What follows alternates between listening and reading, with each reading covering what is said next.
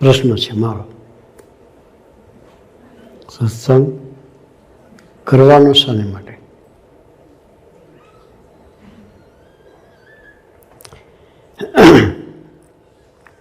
અમારા ગુણાત્મ સ્વામી વાતમાં લખ્યું છે,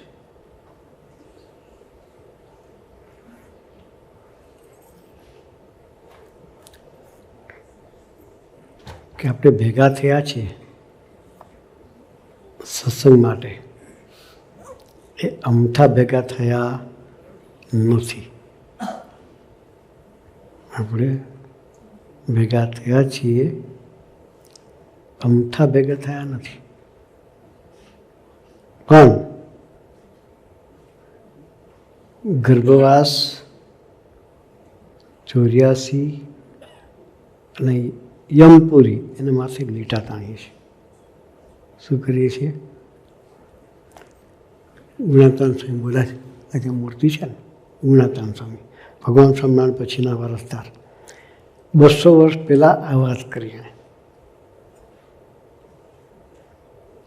કે આપણે સત્સંગ માટે ભેગા થયા છીએ, અમથા ભેગા થયા નથી.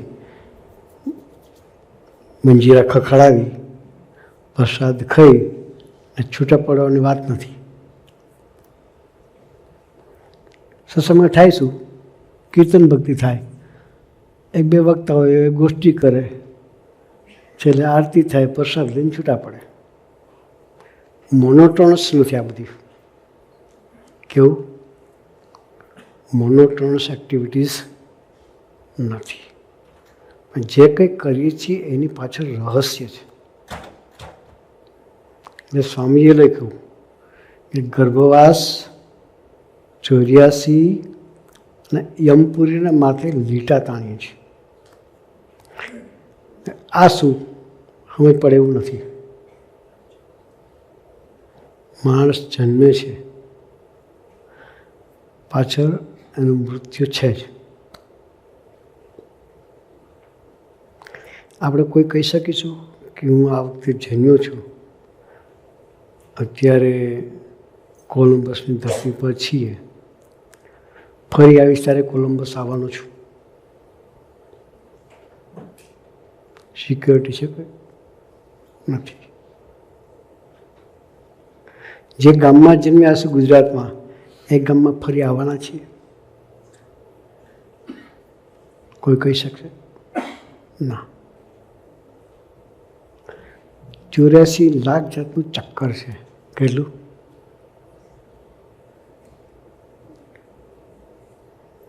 21 લાખ ધરતી પર ચાલનારા પ્રાણીઓ છે. કેટલા છે? 21 લાખ પ્રાણીઓ. એમાં આપણે આવી ગયા, એ ચાલનારા છીએ. એમાં 21 લાખ જાતના હવામાં ઉડનારા છે. એમાં બધા પક્ષી માત્ર આવી ગયા. 21 લાખ જાતના પાણીની અંદર રહેનારા છે, જળચર કહીએ ને એ છે. એ 21 લાખ જાતની વનસ્પતિ છે. એ 84 લાખ જાતની યોનિ છે. એમાં દરેકમાં આપણે જન્મ લીધો છે. એની પૂર્ણાહુતિ કરવાની, એના માટે સત્સંગ કરવાનો.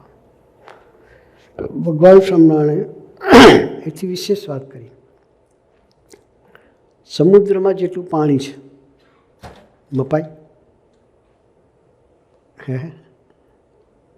ન મપાય. આનું જે તળાવ છે ને, તળાવનું પાણી આપણે ન માપી શકીએ, તો સમુદ્રનો કઈ તાક કાઢવાનો છે? કેટલો ઊંડો છે એ ખબર નથી આપણને. સમુદ્ર પેસિફિક એટલાન્ટિક જે ઓશન છે આપણા, લંડનથી ચાલુ થાય પેસિફિક, એટલાન્ટિક પેસિફિક થાય, ઠેઠ અહીંયા આવતા સુધી છે, ન્યૂજર્સી આવતા સુધી, એટલા માઇલ સુધી પાણી પથરાયું છે. ભગવાન સ્વામિનારાયણ કહે છે, સમુદ્રમાં જેટલું પાણી છે એટલું માતાનું દૂધ ધાવ્યા છીએ. કેટલા જન્મ લીધા હશે, છતાં એની પૂર્ણાહુતિ થઈ નથી.